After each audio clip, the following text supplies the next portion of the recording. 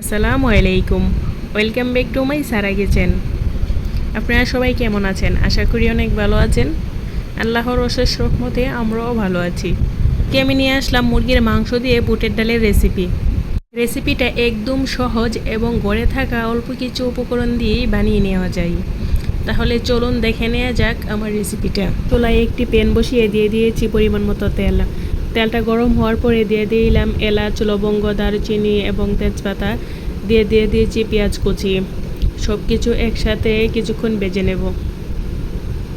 পেঁয়াজটা যখন হালকা একটু নরম হয়ে আসবে সেই পর্যায়ে দিয়ে দেব 1 চা চামচ আদা বাটা আর 1 চা চামচ রসুন বাটা। আদা রসুনটাও কিছুক্ষণ ভেজে নেব যেন কাঁচা গন্ধটা চলে যায়।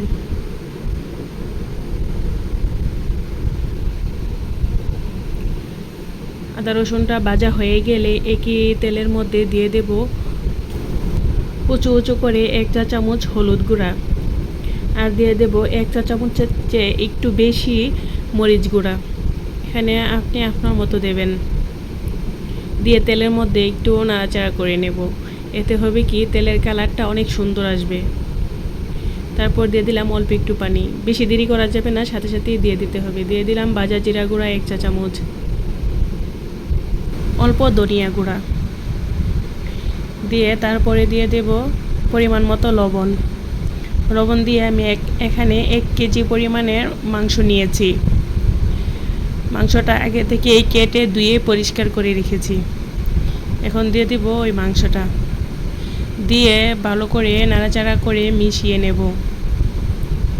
মাংসটার মধ্যে খুব ভালো করে মশলাটা মিশিয়ে নিতে হবে। তো মিশিয়ে আমি ঢাকনা দিয়ে ঢেকে রেখে দেবো। এখন এতে কোনো পানি অ্যাড করতে হবে না। মাংস থেকে যে পানিটা উঠবে ওই পানি দিয়েই আমার মাংসটা কষানো হয়ে যাবে। একটু পরে পরে ঢাকনা খুলে নাড়াচাড়া করে দিতে হবে, না হলে নিচে লেগে বা ধরে যেতে পারে। মাংসটা প্রায় কষানো শেষ হয়ে গেছে। দেখেন তেলটা যখন উপরে চলে আসবে সেই পর্যায়ে অল্প একটু পানি দিয়ে আরও একটু নাড়াচাড়া করে নেব। তারপরে দিয়ে দেব আগের দিন আমি ভিজিয়ে রেখেছিলাম বুটের ডাল।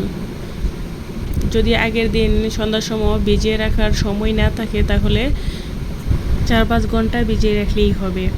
আর হাতে যদি সময় না থাকে তাহলে একটু কুসুম গরম পানির মধ্যে 3-4 ঘন্টা ডালটাকে ভিজিয়ে রাখতে হবে, তা না হলে কিন্তু সহজে সিদ্ধ হবে না। আমি পরিমাণ মতো জল দিয়ে দিলাম 2 পাকা টমেটো দিয়ে এখন আমি ঢাকনা দিয়ে 40 থেকে 45 মিনিট রান্না করে নিয়েছি।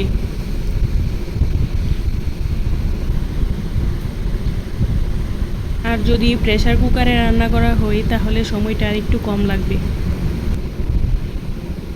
এখানে দিয়ে দিলাম 5-6টি কাঁচামরিচ মাঝখান থেকে ফালি করে। বুটের ডালটাকে কিন্তু আলাদাভাবে সিদ্ধ করে মাংসের মধ্যে দেওয়া যায়। সেই ক্ষেত্রে আপনি মাংসের পরিমাণটা একটু কমও নিতে পারেন। রান্নার কিন্তু শেষ নেই, যেভাবে রান্নাই করেন সেভাবেই কিন্তু খেতে ভালো লাগবে। আমি দেখে নিতেছি ডালটা সিদ্ধ হয়েছে কিনা। একটু বাকি ছিল তাই আমি আরও কিছুক্ষণ অফ ক্যামেরায় জাল করে নিয়েছি। এখন দিয়ে দিলাম 1/2 চা চামচ গরম মশলার গুঁড়া আর 1 চা চামচ ধনিয়া গুঁড়াটা এখন দেওয়ার কারণ হয়েছে যে রান্নার শেষে ভালো একটা ঘ্রাণ পাওয়া যাবে। পরে দেখেন আবার দেখিয়ে দিলাম ডালটা কিন্তু আমার পুরোপুরি সিদ্ধ হয়ে গেছে। এই রান্নাটাতে কিন্তু ডালটা গালিয়ে নেওয়া যাবে না, এরকম করে রান্না করতে হবে যেন সিদ্ধ হয়ে যায় এবং আস্তে আস্তে থাকে। এটা কিন্তু রুটি, পাউরুটি, ভাত এবং সাদা পোলাও বা লুচি যে কোনো কিছুর সাথে খুব ভালো মানায়। তাই একবার হলেও ট্রাই করবেন আর আমাকে কমেন্ট করে জানাবেন যে কেমন হয়েছে। আমার রেসিপিটা যদি ভালো লেগে থাকে তাহলে লাইক, কমেন্ট এবং শেয়ার করে দেবেন আর চ্যানেলটিকে সাবস্ক্রাইব করে দেবেন। এতক্ষণ পাশে থাকার জন্য ধন্যবাদ। আর যারা সাবস্ক্রাইব করে নিয়েছেন তাদেরকে অসংখ্য ধন্যবাদ।